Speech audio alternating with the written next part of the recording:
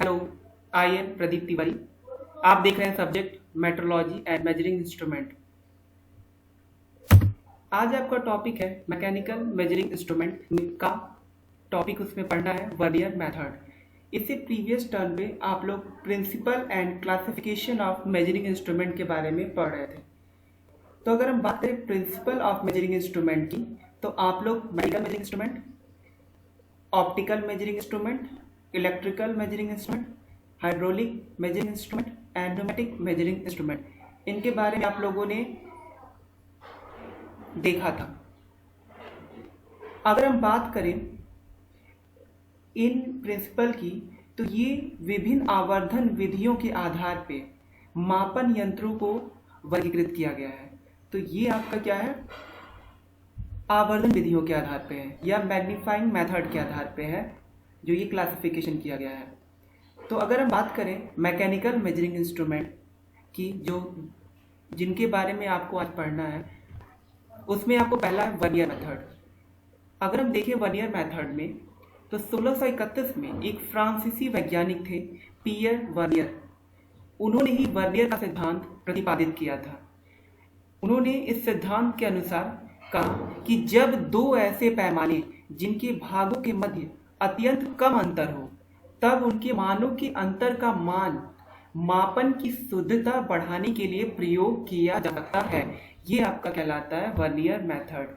और इसी सिद्धांत पे आपका वर्नियर कैलिपर काम करता है। वर्नियर कैलिपर, जिसको आप लोग 12th में जब आप लोग सिंपल पेंडुलम का प्रैक्टिकल किए होंगे, तो वहाँ आप लोगों ने इसके बारे में पढ़ा होगा। डिप्लोमा फर्स्ट ईयर में भी आप लोग ने जब सिंपल पेंडुलम के बारे में प्रैक्टिकल किया होगा, तो वहाँ पे आप लोगों ने उस बॉब को नापने के लिए वर्नियर कैलिपर का प्रयोग किया होगा। तो ये जो आपको चित्र दिख रहा है वर्नियर कैलिपर का, इस पे सभी लोगों ने परफॉर्म किया होगा।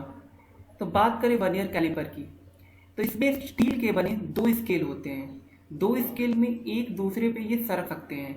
एक को मेन स्केल बोलते हैं और दूसरे को वर्नियर स्केल बोलते हैं। ये आपका मेन स्केल हो गया और ये आपका क्या है, वर्नियर स्केल हो गया।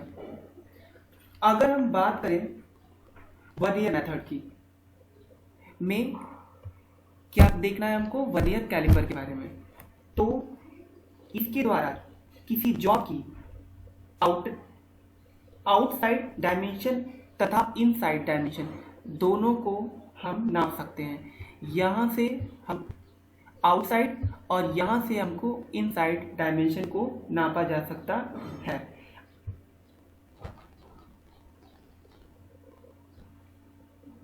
मापन करते समय जॉब को सीधे तथा कस कर पकड़ने के लिए क्या होता है, ये देखिए क्लैंपिंग स्क्रू लगा होता है, जिसकी मदद से हम टाइट करते हैं।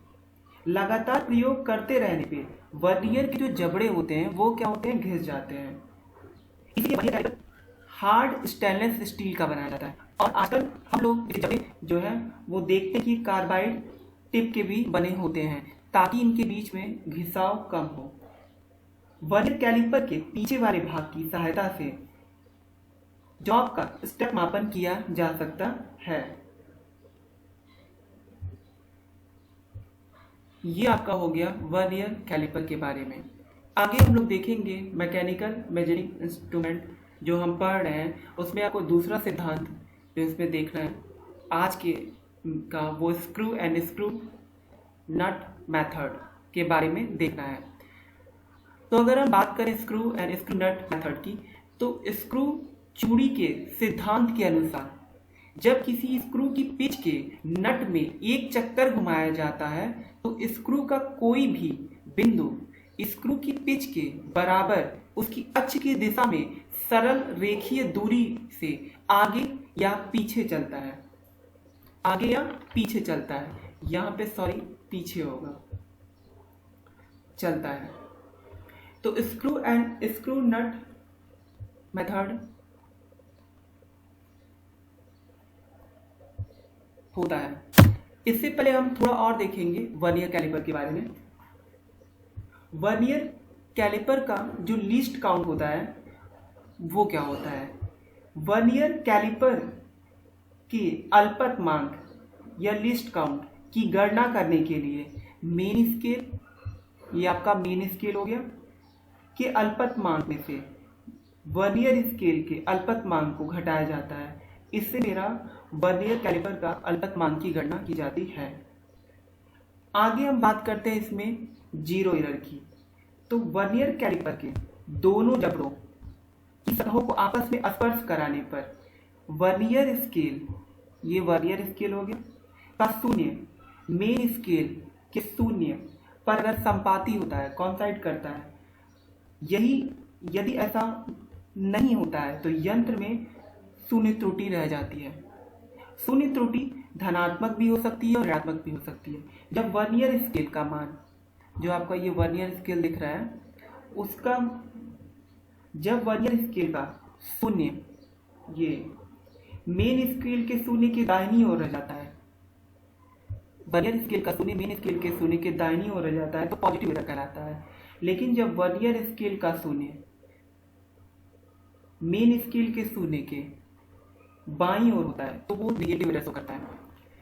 अब हम लोग आगे देख रहे थे इसको मैं स्क्रू नट की, अभी पीछे हम लोग डिस्कस किए हैं कुछ देर पहले कि स्क्रू चूड़ी के सिद्धांत के अनुसार जब किसी स्क्रू की पिच के नट में एक चक्कर घुमाया जाता है तो स्क्रू का कोई भी बिंदु स्क्रू की पिच के बराबर उसकी अक्ष की दिशा में सरल रेखीय दूरी से आगे या पीछे चलता है।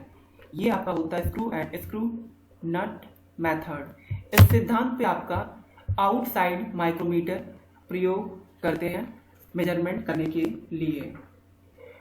तो यदि किसी तार व छड़ का व्यास तथा किसी प्लेट की मोटाई आदि 0.1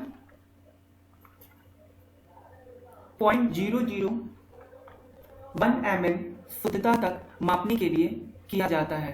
अगर हम इस बात करें आउटसाइड माइक्रोमीटर के मेन पार्ट्स की, तो फ्रेम, ये हो गया आपका फ्रेम, एनवेल होती है, ये इसकी एनवेल हो गई, स्पैंडल हो गई आपकी ये, इसके बाद लॉक नट यहाँ पे, और रैचेट स्टॉप हो गया।